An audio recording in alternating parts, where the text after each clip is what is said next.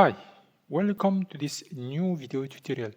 Today, using WebRTC, Socket.io, and Angular, we are going to build a video call center applications, which will work as follows. And you'll have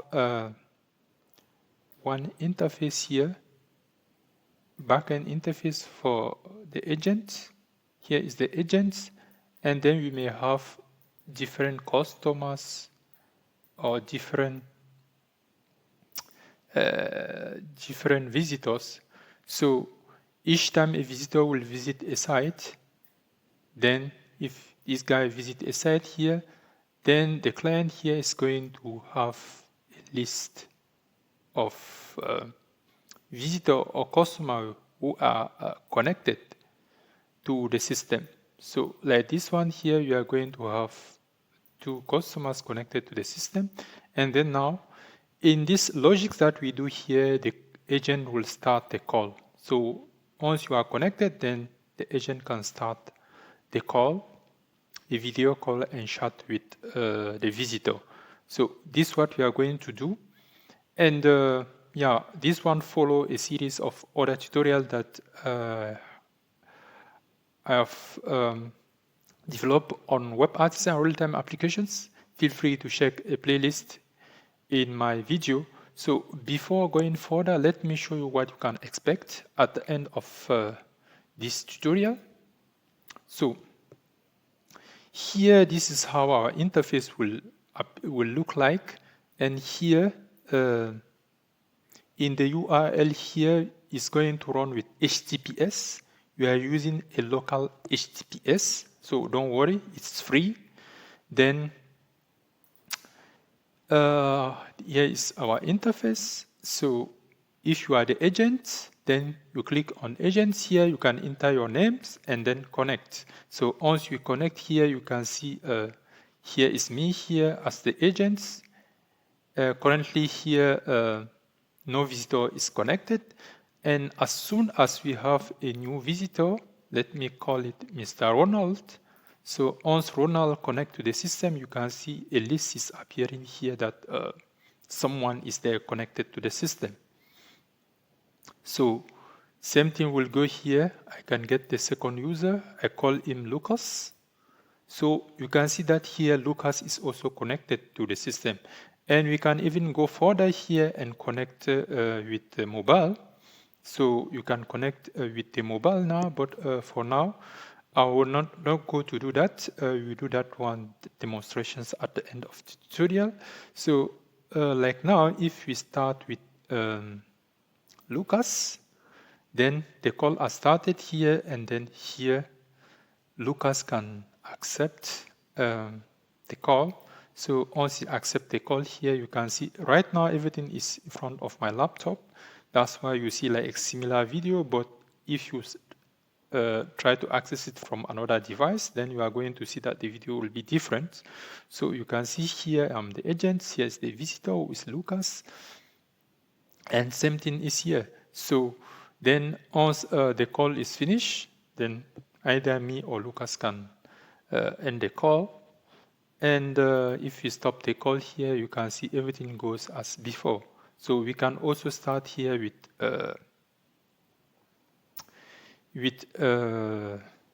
Mr. Ronald here. You can see the call here with Mr. Ronald. So that is it. And the only thing is that you cannot get multiple calls at the same time. So you can only finish with one customer. When it's finished, then you can go to the next one. So we are going to build these applications here. It's completely free. Everything is open source. No license for everything. So stay tuned to the end of this video, and then yeah. So in order to do this one now, I'm going to make use, let us stop the call here. So just stop everything. I will just refresh for now. Refresh here for now, refresh here for now. So that is it here. And then now, let's open an instance of VS Code. So we are going to use VS Code to develop this one. And I assume that you are already familiar with WebRTC, Socket.io, and everything. So in my previous tutorial, I already developed many of these.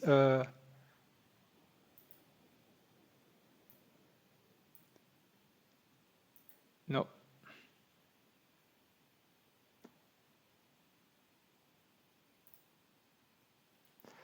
Okay, so yeah, sorry.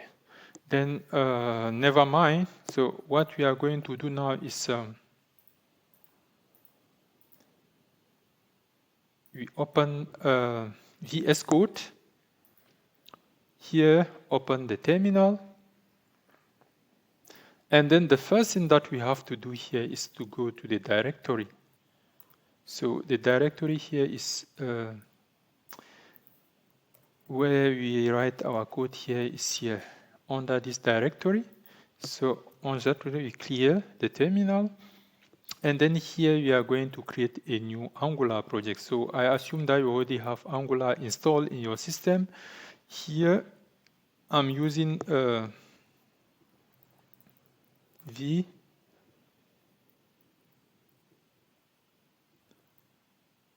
Okay. So I'm using Angular 18. So this is a setup that I'm currently using, but yeah, it might work with other latest versions of Angular or older one, starting from Angular 15. It might be the same thing. So CLS here, ng new, I will call it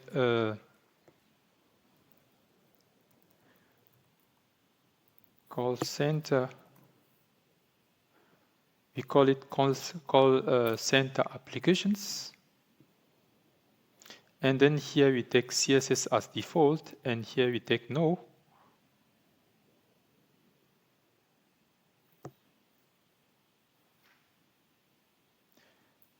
It is installing. It's installing the packages.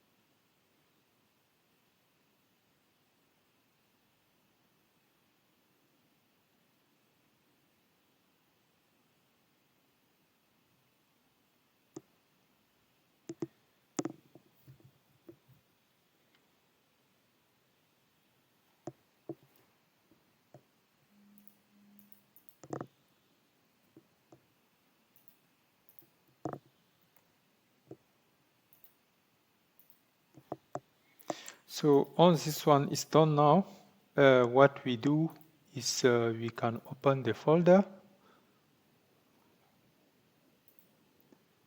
It is, we refresh this one, come here, call center app. So here is that here, and we come here and reopen the terminal again. And then once that one is done, then we need to create some components. We start with the agent components here, and you can leave these options or not. So we put here standalone components.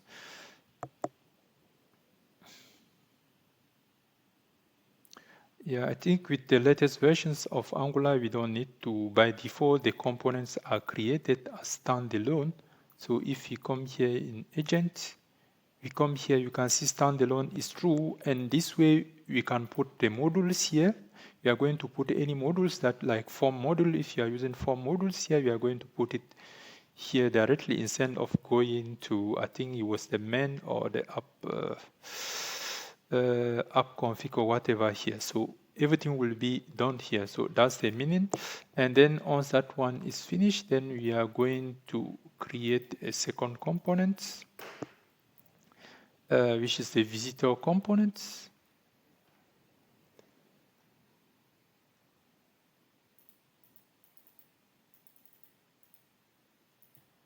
Once that one is finished, now we need to create a service component. And here is the service. Here is our media service components that we just created. And then on that one is done, then we need to install a socket IO for real-time communication between Angular and the server. So we are going to install a socket IO client.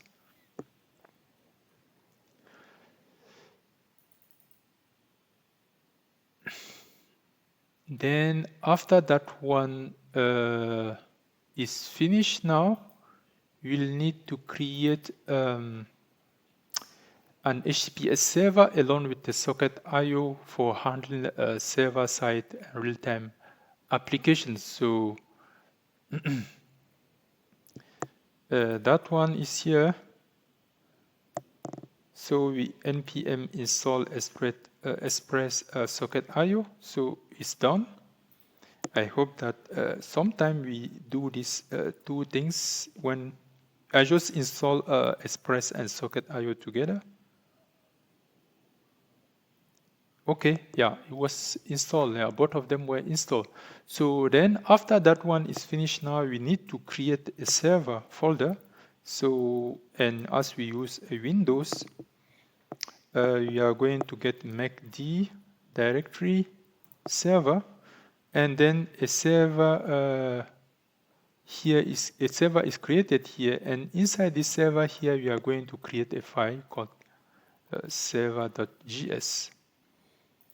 So here is our server.js here inside this file here inside the folder, and then we are going to initialize a Node.js project in the directory. So in order to do this one, we need to go inside server here, and then let's initialize Node.js in the directory. So once that one is done, now we need to install Express and Socket IO for Node.js server. Be careful here to install that one inside the server folder. And then once that one is installed, you can also see the modules here which are present. Then now, the next thing that we have to do is, as I told you, like we are going to use HTTPS, a local, to set up an HTTPS certificate. This is because when we develop applications with WebRTC, and most of the method that we use need to, for example, when we want to pull the camera and the microphone, this one we need to have, for security issues, we need to have a secure connections. So, and there are also many methods that will require the same thing. So that's why we need to set up, and this one we don't need to buy any certificates. So the open source is there free. So we are going to use Mkcert. In one of my videos, I already show you how you could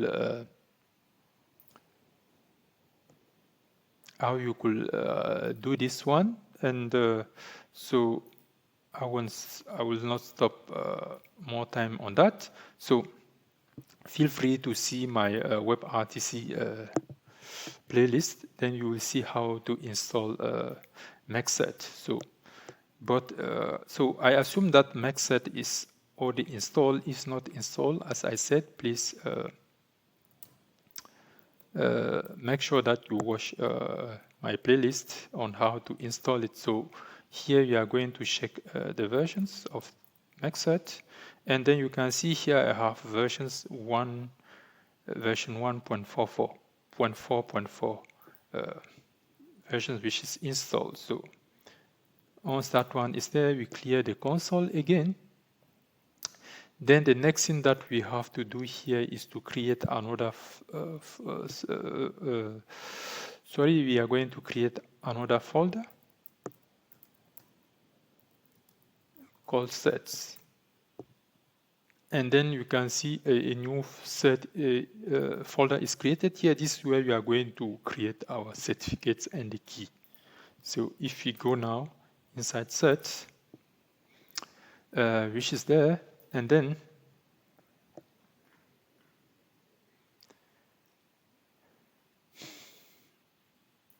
we are going now, we need to check our IP configuration. You just type IP config. If you type IP config, then you are going to see your local IP versions 4. And for security reasons, I'm not going to show the content of my network setting, but yeah, your IP will be, local IP will be something like 192 point blah blah blah, so many things. So because as I said,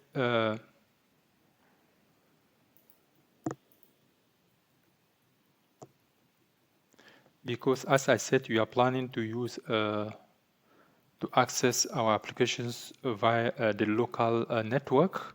So not only the local host, but also the local, through the local network, like from my mobile and so on.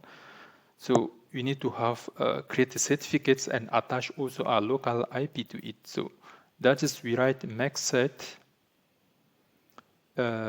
localhost, then 127.0.0.1, which is also a IP for the local host, and then here is my local IP. Then we are inside the set folder.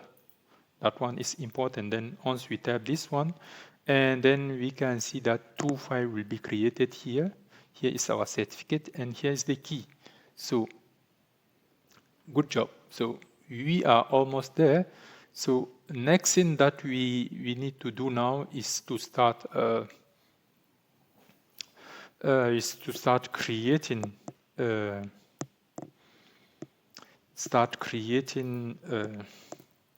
coding our applications. So in order to do that, we are going to start with the server. So we need to start with the server, and in order to do that, we need to create to import all the necessary modules. So to import all the, just to gain time here, I'm going to put it here. So here we are importing all the necessary module. Here is Express. This is file system here, which will allow us to read file, for example, the certificate. And then here is the HTTPS, which is a module for secure server. And then we have here socket IO, and which will serve as our signaling server and dispatching messages and message dispatcher. And then here is the path to get the working path. So that is it, the only thing that we have to do. And then the next thing that we have to do once this one is done now is to create another constant that we call app.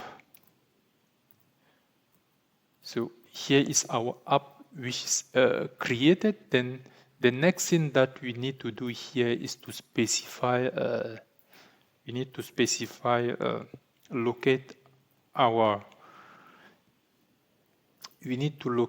load our certificates for the HTTPS server. And then here we make use of the path here, and we join this one set here, refer to this folder name here, and inside that one we'll have these two files. So we add the name here. So you can also copy here relative path, the relative path here, and you can also go through that relative path. If we paste here, then you can see that this one is there, and you could also put this one directly. It might work or not, but here is a more stable, cleaner way of loading the file from the directory. So then once that one is done now, we need to create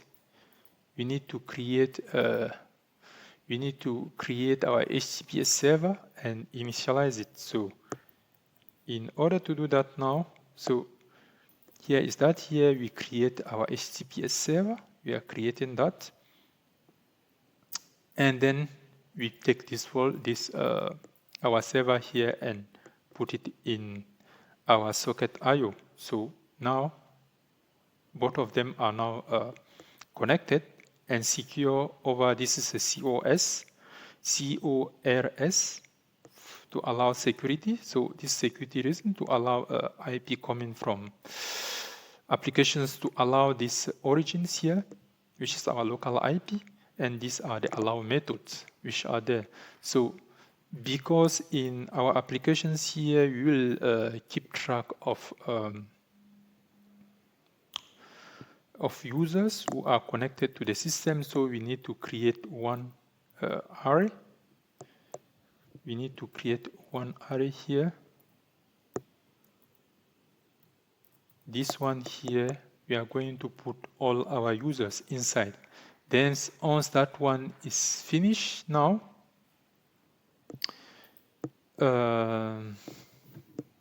we need now to handle our socket IO events. So in order to do that, on handle socket IO events here, so we start with the connections.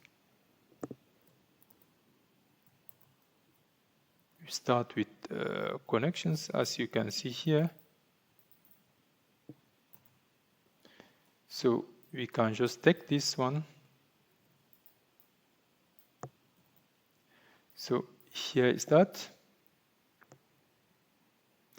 And here, instead of stream here, we are going to use socket. We are going to use socket, this one, blah.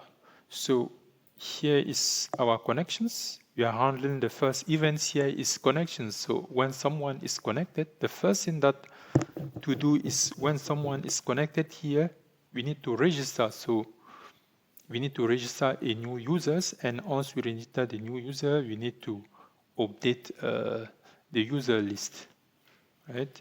So if you are connected and you register to the system, then the first thing that we need is to update and register. So here is that one here. So on register now, we take the username, because in the form we are going to pass a username. So we take that username and then assign it to take a random, this is the ID here. So we take this ID associate.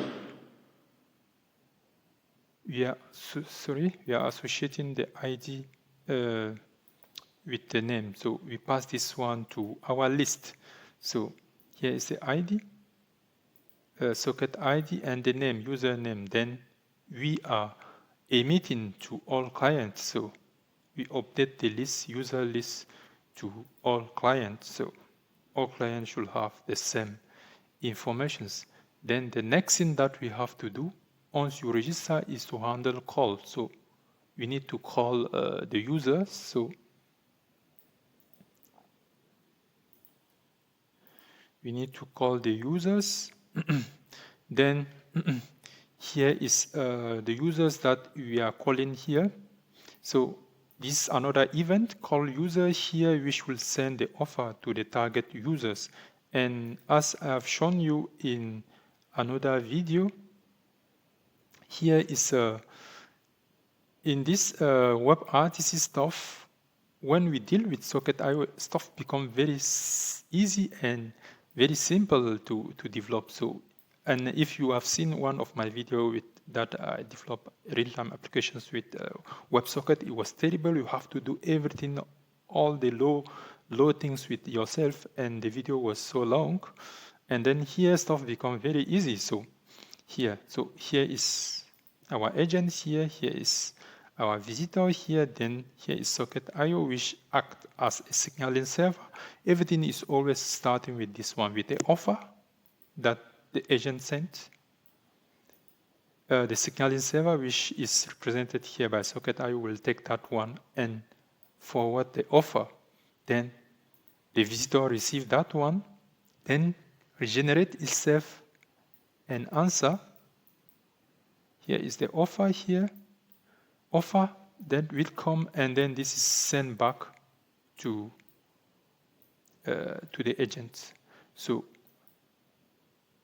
you are going to be familiar with this one, always offer, signaling server, and answers. And then each time that the message is sent here, the certificate will be, ICE certificate will be attached to that one. So you can, this is one way of reading this one. The ICE certificate will always be attached, because the ICE certificate is something that allows you to be, I would just say like, okay, it is your ID. So if the ID, if someone has it, then one will know your identity, all the address where you live. So this one contains all the public informations of the clients, and this allow communications over the network.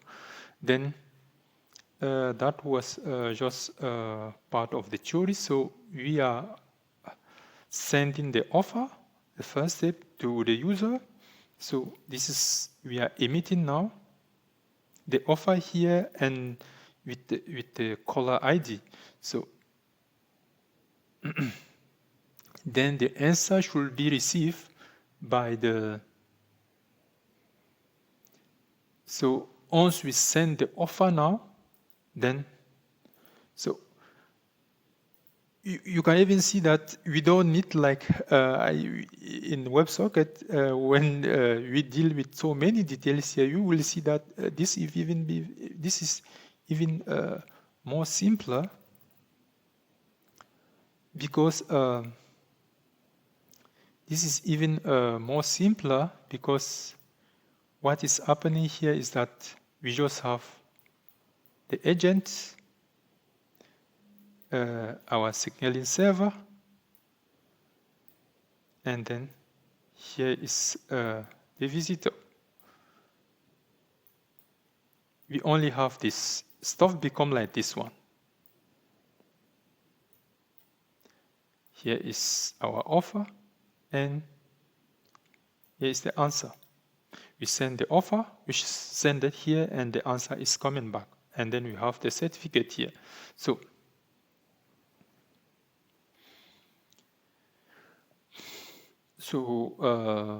that's what we do. This is the level of abstractions that Socket.io give us. So we don't even need to develop our own signaling server as we did with WebSocket. So then here now we need to, this was, this was the offer, then the answer. Here is the answer now that we are sending back to the calling user. So once we send this one, then it's assumed that it's gone and received by the other side, emitted to the other side. Then now the return is coming back. The feedback is coming back as the answer. Then in the meantime, also we also need to specify the event which is associated to the as our ICE candidate, which relay ICE candidates to target user. So here is a bit what we have to do here to do all the complex stuff of handling communications in WebRTC. And that's crazy because, yeah. So I don't even remember. So you should have a very good reason for using WebSocket, because as you see here, Socket.io makes stuff very easy. So then now the next thing here is to end the call. So this is the event here.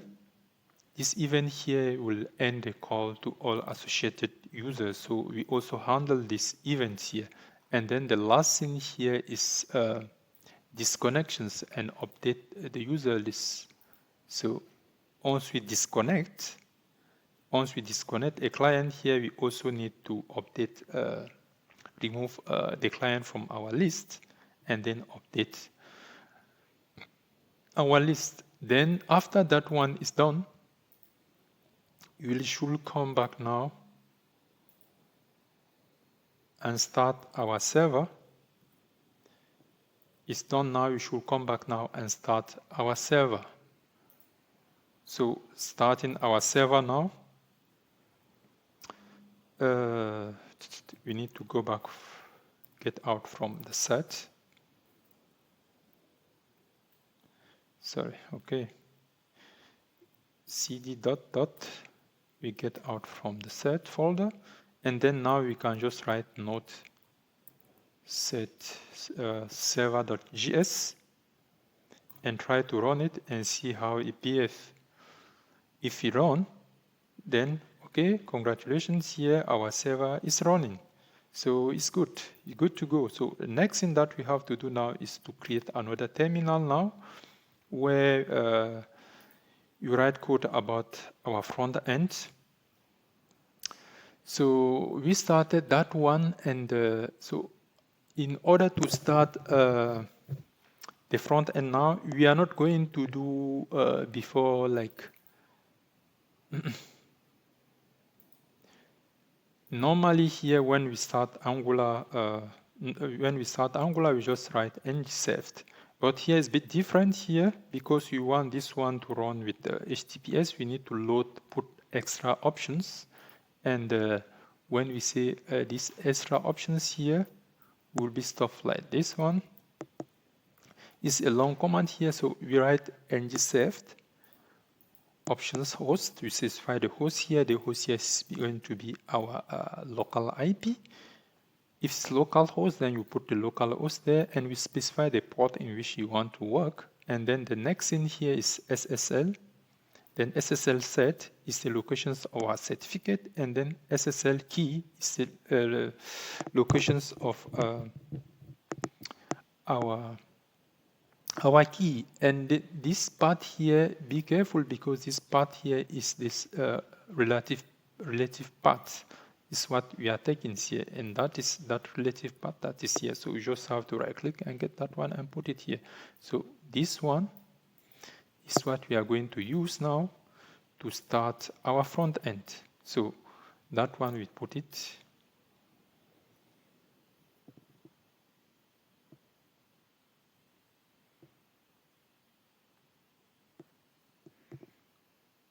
It takes some time.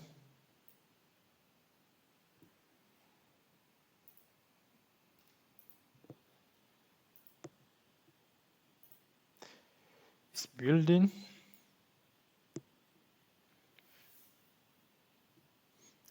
Okay, then it's running successfully here, and you can see here that it's running under the network here, and then the URL is HTTPS.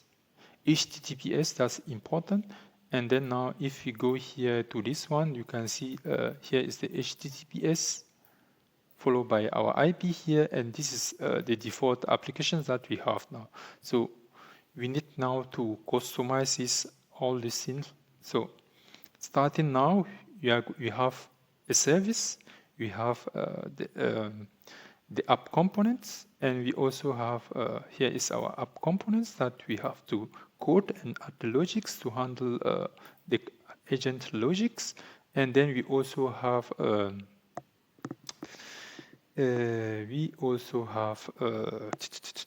visitor components.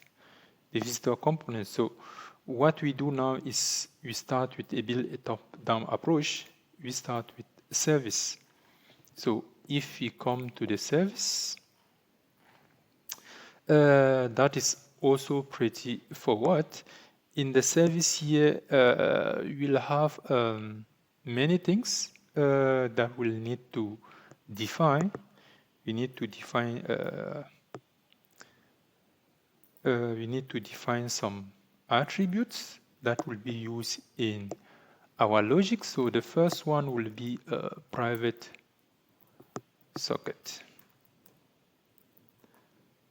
So you'll need a socket. This one here.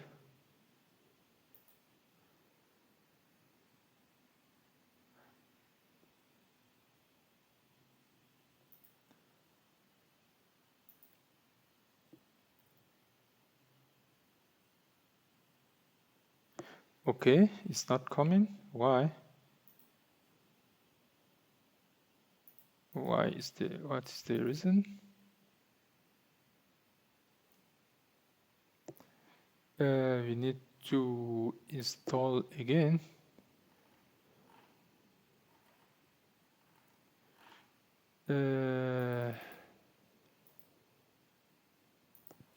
Let's see, install again the socket client.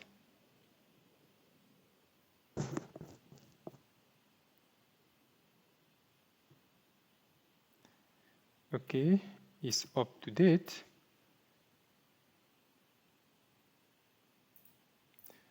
So if it's not coming, so if we try to do that manually, import,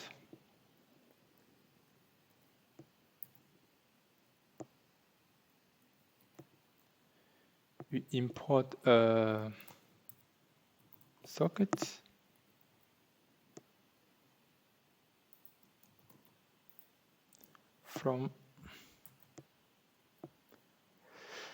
we import socket from sockets.io.client.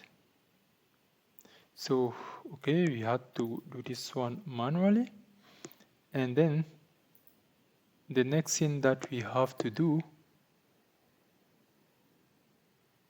okay, we can keep this one is declared but it's never used. Okay, we are going to use it later. And then the next thing that we have to specify now is the peer connections. So we are going to set the peer connections. And yeah, this is used to handle the connections between all the stakeholders. Then the next thing that we have to create now will be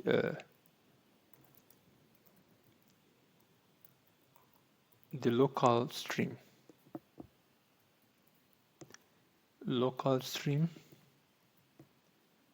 And then cannot be null.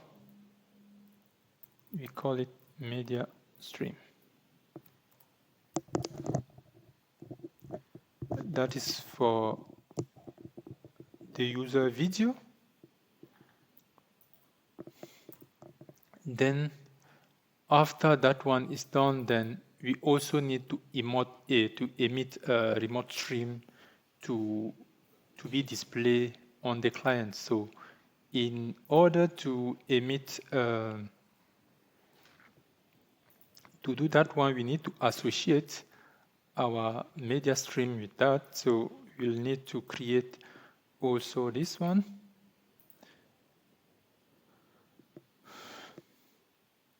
Remote stream available. So all that one is done now. We need to create now some variable that will manage the incoming calls. So the variable that will manage the incoming calls will be the following.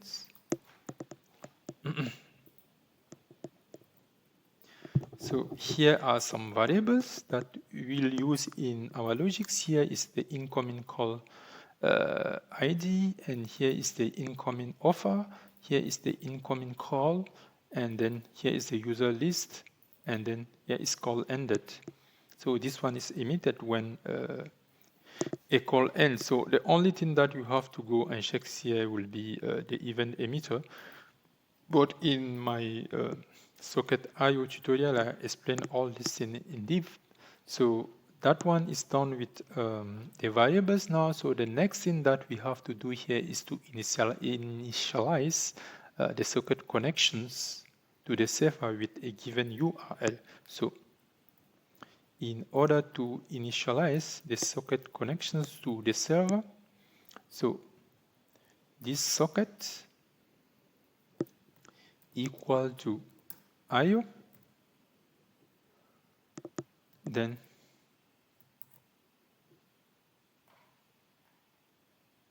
IO, and then inside here, so we need to specify this one. We take this one, or not this one, exactly we need to connect it to the server here, and what we need to do is we copy this socket, this server connection, server has been exposed in port 3000. So we need to specify that here, HTTPS 3000 here. By doing this one, we are connecting our client front end to the backend. So then once that one is done, the next thing that we have to do now is to set up a socket event for handling real-time communications. And in order to do that, we'll need to create one method, that user-defined method that we call socket events. And then we can just right-click this one, then declare a method. Below here, our method is created. So in this method here, we are going to handle all the events that we define here. So all these events that we define here, we are going to handle them inside here. Then now,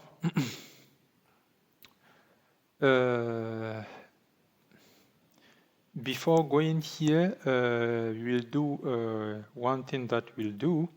I don't know what will be the best things to do now. Nevertheless, let's come here. So we start with this.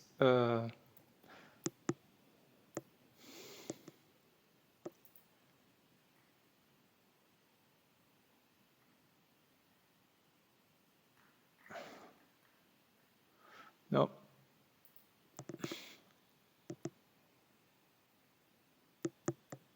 So this socket on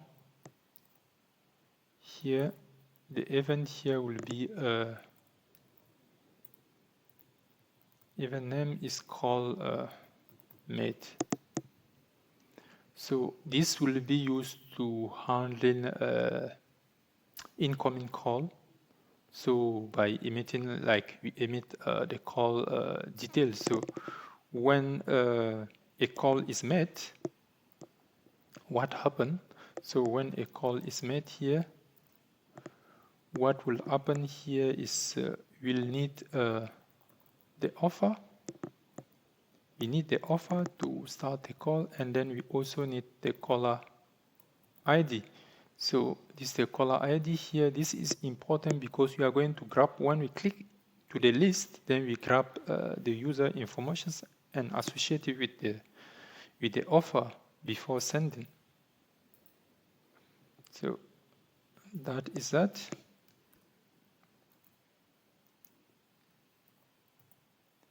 Then now, so inside this one now, what we do is we take the caller ID and then we pass it to the incoming caller ID. Then the next thing that we need to use here, incoming offer.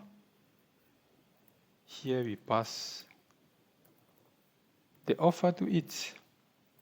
So then on that one is done, incoming call, we are going to emit the informations that we just the detailed informations. So we are going to pass now, emit that here with the offer.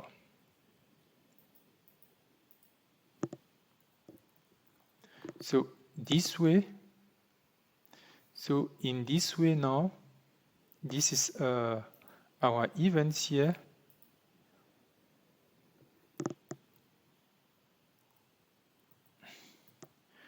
That way now, so we have handled incoming call. Then now we have started the call. Now the call needs to be answered. So once the call is answered, so call made, here is that call made, and then the next thing is called call answer. So when the call is answer, so we are going to write here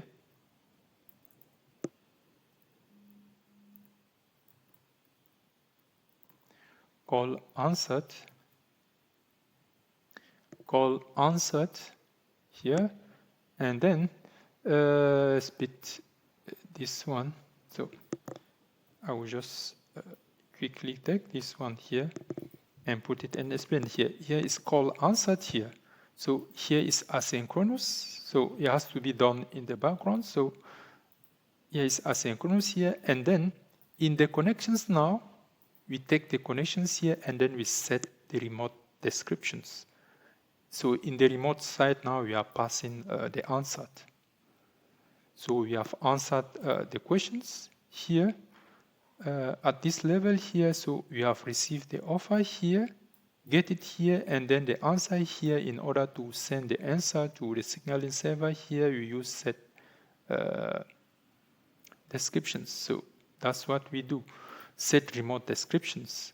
So that one is using an instance of RTC sessions descriptions. So our sessions, we pass the answer to it, then that is it. And then now we need also to add the ICE candidate to the peer connections. As I told you, like at all stages, we need to also add the ICE candidate. So here is the ICE candidate. Here we are adding to to the peer connections. So then once that one is done, the connections, we have started a call. Call is answered. We pass the answer. We also pass the ICE candidate. And then we need to stop the connections now. We need to stop the call and reset the connections. So when we stop the call, here, we first check if the connections exist. If it exists, then we close it, we set it to null, reset it, and then we trigger this emit events here that will update the UI for call ends. So what is really important here is understand the logics. So how everything is going. So each time now that we need to update the user list now, so we also need to handle again this event here, update the user list. Yeah. So that is what we have done here. Everything we explained here is what we do here in the initialize socket event. So we also do the same thing here and another thing in the server, but a bit different way. So, and then now, once that one is done now, we just need to create a few methods. So we need to initialize now. What we'll need to do is to initialize. We need to initialize the local. We need to initialize the local string. So we need to initialize the local string, and in order to do that now, so as I explained in other tutorial, everything is always start from there where we grab the camera and the microphone from the browser. So in order to do that, here is our browser, which is the navigator. And then we go and say, oh, browser, can you show me your devices? The devices, user device. Then we need to grab some media. And then inside that one here, we are going to pass the configurations. We pass the configurations here. Here we want the camera. We set it to true. And then we also need the microphone. So we also, but the microphone, we are going to set it to false. We don't need one interference, but locally, when you develop this one, you might keep it to true, and you'll be able to hear the voices of when people are calling. So because this one here, as you can see, this stream here required a promise. It requires a promise here. So what we do is we are going to pass a wait here, is gone. And then once a wait is there, then we have to also declare this one as async. Then the error is gone. So then the next thing that we have to do now is to register. Here is to register the user. So we'll need to register the users. So user will need the username, which will be of type string. And then inside that one now, socket emit. Then what are we emitting? Register user, and then we passed the username. So we are emitting this register message here.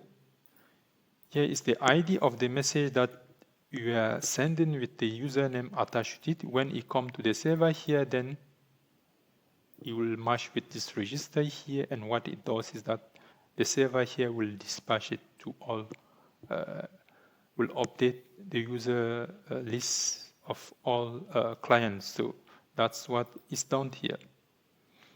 Then now, once that one is done, now we need to create another functions that will, we need to create the WebRTC connections for the peer-to-peer call. So we did not do that before. So create peer connections, and then inside here we are going to pass one argument that we call target user ID, which will be of type string, and then that's. So in order to create the peer connections here, so I told you about the height certificate. So how the height certificate is generated by the Stone server. We need the Stone server. You ask the Stone server is what? Stone server is something that allow you give your local information to the Stone server, and then the Stone server will return your public information in the web. So that's a bit like you give your identity to the web so that anyone over the internet can connect with you. So if you have here, you have a Stone server list. If you click here, you'll find there are many free, some of them paid, and many free Stone server available there. So it's just something that allow you to find your identity in the web. So you can just take that one like that. And I also explain it in the tutorial. In all the tutorials that I have done, I always try to it's very important to pay attention to that. Then peer connections equal now new RTC peer connections, new RTC peer connections here, and what this one will take, it will take an options, and this one is going to be, you can see here, you can pass the ICE servers, because even we can pass many of them in when we had a WebSocket, we had also to pass the fallback. Whenever a WebSocket failed, we needed to rely on the TCP/IP connections, and then we also need to in that one we specify 2 Stone servers, and now we only have one, and then it should always be my favorite one is here. If you go Google here, and I'm going to a Stone server.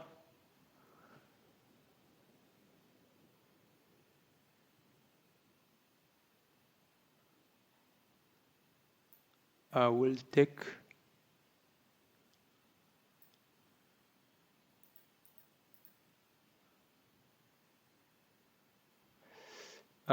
this one.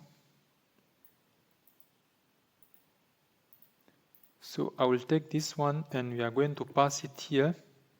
And then once we pass it, try to pass the protocol name, Stone.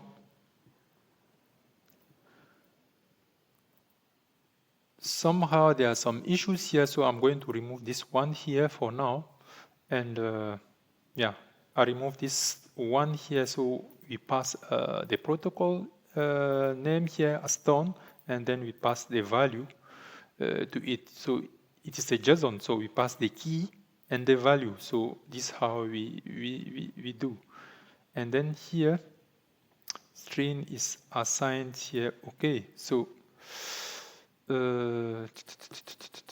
have to take this one out and pass an array.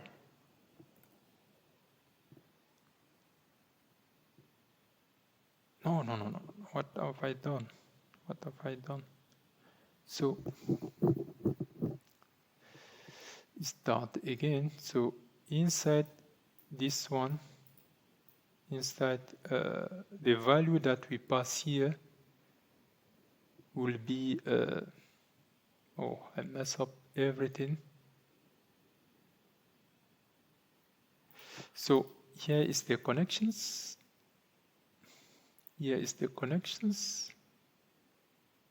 Then inside that we have our iServer, and then if we take this one, then you are going to pass an array here. Then inside the array, we are going to open the brace, and inside that we are going to pass the URL, and after the URL, see this way. So it's finished. It's okay now. So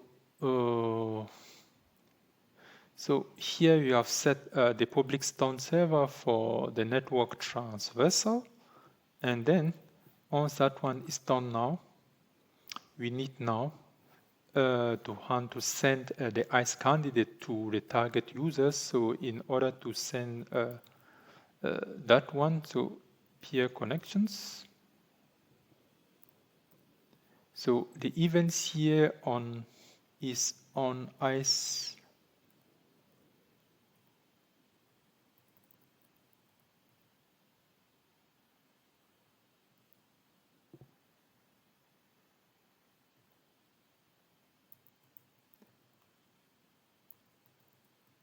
No. Peer connections. Peer, sorry, it was not here. So on ICE candidates is okay.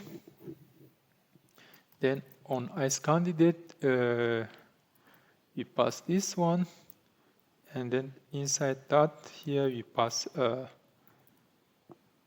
the candidate variables, which is passed now, and then lambda expressions. That then if we first check if the candidate is set, if it is set, what we do now is this socket emit ICE candidate. So ICE candidate, comma, brace, target user ID, and then candidate.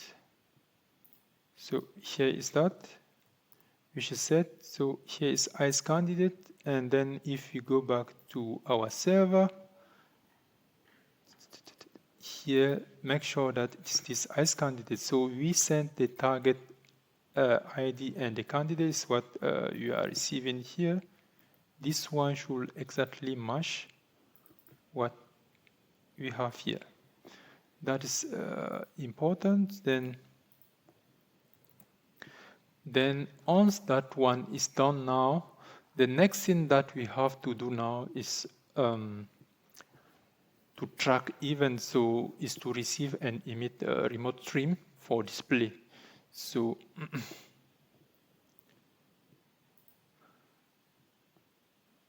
we need now to handle the track. And as I said to another tutorial, each time that we set up the peer connections like this one, we need to put some track on that one.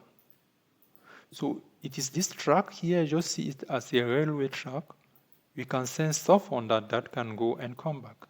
So that's exactly the same thing, but here the abstractions is a bit high. So here you have to pass the event for the track. So peer connections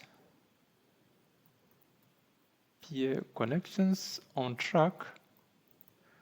Oh, so many. On track, what do? We have here event,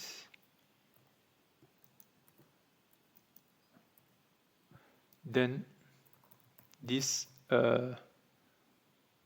remote stream available, then emit,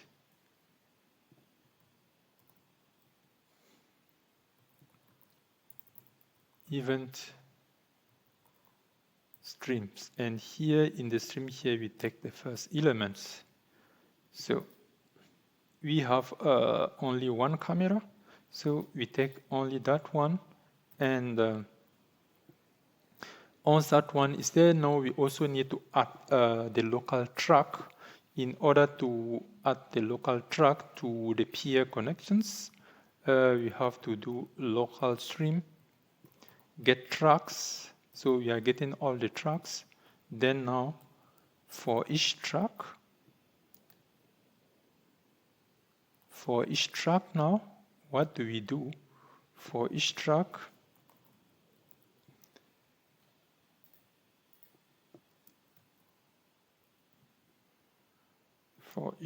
now, what do we do? Something is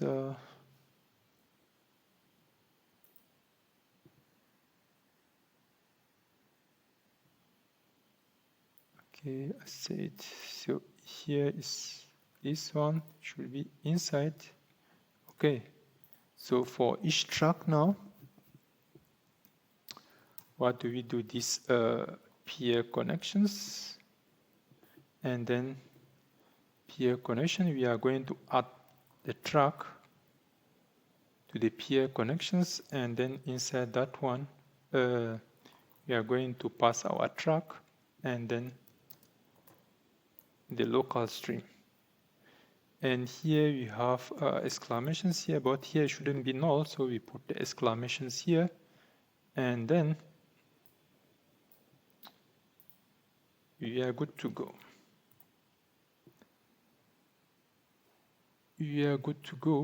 And as usual here we take this one and we make it asynchronous. So we make our functions asynchronous. And yeah, so the next thing that we have to do now will be now to call the user. So in order to call the user here, so just in the most important thing that have been done. So this one are pretty easy now. So we call the user now. I just forwarded the video and come back to explain here. So here is that we create the connections, and then we create the offer. Here is the offer that we are creating. Whenever we call the user here, we create that one, and then we set the local descriptions, and then we emit, we send the call offer to the server. So first of all is that we set up the connections, and on the connections we create the offer, and then we take the offer that we created and then set the local descriptions to the peer connections, and once that one is done, then we send it to the server. Same thing will go here for answering the incoming call.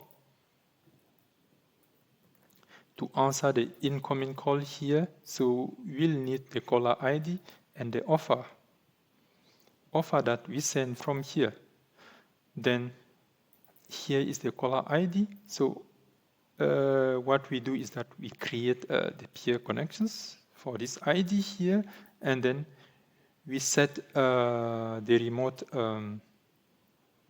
descriptions. We set the remote descriptions here with the offer that we receive from the sender, from the caller.